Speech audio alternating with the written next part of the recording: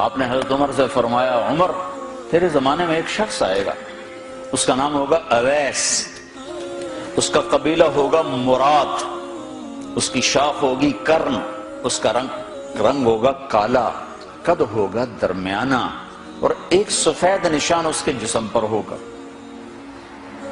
جب وہ آئے تو تم اس سے دعا کرانا، علی تو بھی کرانا، عمر تو بھی کرانا، اور میں قسم کھا کے کہتا ہوں کہ اویس جیسوں سے دنیا بھر جائے تو عمر و علی کے ایک بدن کے بال کے برابر نہیں، لیکن اس کے ذریعے سے ایک پیغام آگے پہنچانا تھا۔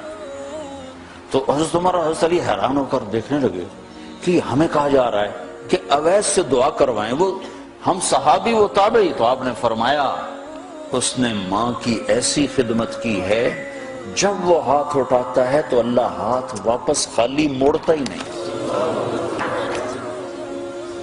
یہ پیغام پہنچانا تھا کہ ماں باپ کے آگے جھکو۔ جس دیش میں آپ رہتے ہیں یہاں کام کی رفتار بہت تیز ہے، ماں باپ اگر موجود ہیں تو کم ہی کچھ نصیبوں والے ہیں جن کو کچھ اولاد کی خدمت ملتی ہے، ورنہ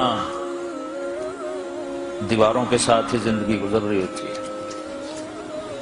تو عمر رضی اللہ عنہ جب خلیفہ بنے تو ہر سال حج کرتے تھے، ہر سال ان کو ڈھونڈواتے۔ اب مجھے یہ نہیں پتا درمیان کے کوئی سال ہوں گے کہ ایک سال آپ نے حج پر سارے حاجی اکٹھے کر لیے، ایسے اپنے سامنے کا کھڑے ہو جاؤ بھائی، سب کھڑے کر لیے، کہنے لگے بیٹھ جاؤ سارے یمن والے کھڑے رہو، تو سارے بیٹھ گئے، یمنی کھڑے رہے، کہ سارے یمن والے بیٹھ جاؤ، قبیلہ مراد والے کھڑے رہو، تو سارے یمنی بیٹھ گئے، مراد والے کھڑے رہے۔ اس سال میں یمن گیا جماعت میں تو اویس کرنی کے گاؤں گیا، ان کی جگہ پیدا ہوئے، جو ان کا قبیلے کے لوگوں سے ملا، اس علاقے سے گزرا، دیکھا کہ اچھا یہاں وہ ہستی پیدا ہوئی تھی۔ خشک پہاڑ ہیں، بالکل خشک پہاڑ۔ پھر آپ نے کہا مراد والے بیٹھ جاؤ، قرن والے کھڑے رہو، تو صرف ایک آدمی باقی بچا۔ تو آپ نے اس سے پوچھا تم قرنی ہو؟ کہ جی ہاں۔ اویس کو جانتے ہو؟ کہ جانتا ہوں، میرا سگا بھتیجا ہے، میرے بھائی کا بیٹا، لیکن وہ تو تھوڑا پاگل سا ہے، آپ اس کا کیوں پوچھ رہے ہیں؟ تو عمر رضی اللہ عنہ رونے لگے، کہا وہ نہیں، تو پاگل نظر آتا ہے۔ پھر آپ نے پوچھا کدھر ہے؟ آیا ہوا ہے حج میں؟ ہے؟ کہ جی ہے۔ کدھر ہے؟ کہ جو اونٹ چرانے نکلا تھا عرفات کی طرف۔ تو حضرت عمر نے حضرت علی کو ساتھ لیا اور دوڑ لگائی اور پہنچے عرفات کی طرف، تو دیکھا تو ایک آدمی ایک کیکر کے درخت کے نیچے نفل پڑھ رہا اور اونٹ اس کے چاروں طرف چل رہے ہیں۔ تو یہ دونوں حضرات بیٹھ گئے، تو انہوں نے اویس نے محسوس کیا کچھ آ گئے لوگ، تو انہوں نے نماز مختصر کر دی، سلام پھیرا۔ تو حضرت عمر نے پوچھا کون ہو بھائی؟ کہا جی مزدور ہوں۔ کہا تیرا نام کیا ہے؟ کہا جی اللہ کا بندہ۔ کہا بھائی ہم سارے کے بندے ہیں، میں پوچھ رہا ہوں جو نام تیری ماں نے تیرا رکھا وہ کیا ہے؟ تو وہ تو پہچانتا نہیں تھا کہ عمر کون ہے، علی کون ہے، تو پہلی دفعہ حج پہ آیا تھا۔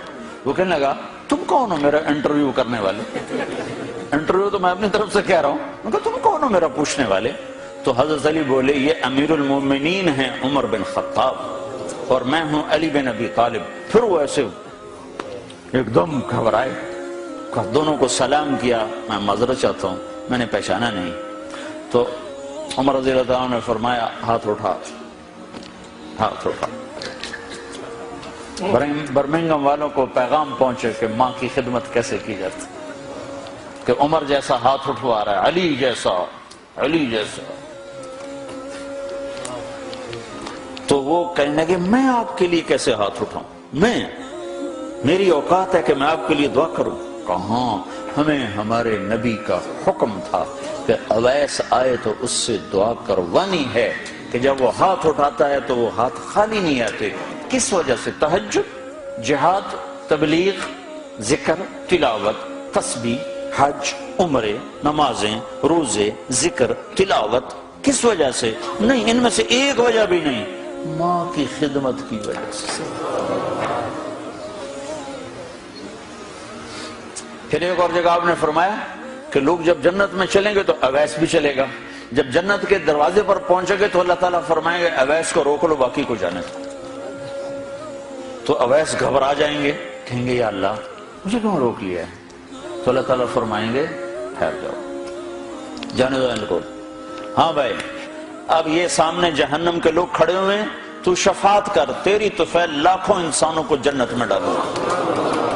تجھے اس لیے روکا ہے کہ تو شفاعت کر، جدھر تیری انگلی اٹھتی جائے گی ان کے لیے جنت لکھتی چلی جائے گی، ان کے لیے جنت لکھتا چلا جاؤں گا جدھر جدھر تو انگلی اٹھائے گی۔ صرف پونڈ ہی سب کچھ نہیں، مائیں بھی بہت کچھ ہے۔ صرف پونڈ ہی سب کچھ نہیں ہے، باپ بہت کچھ ہے۔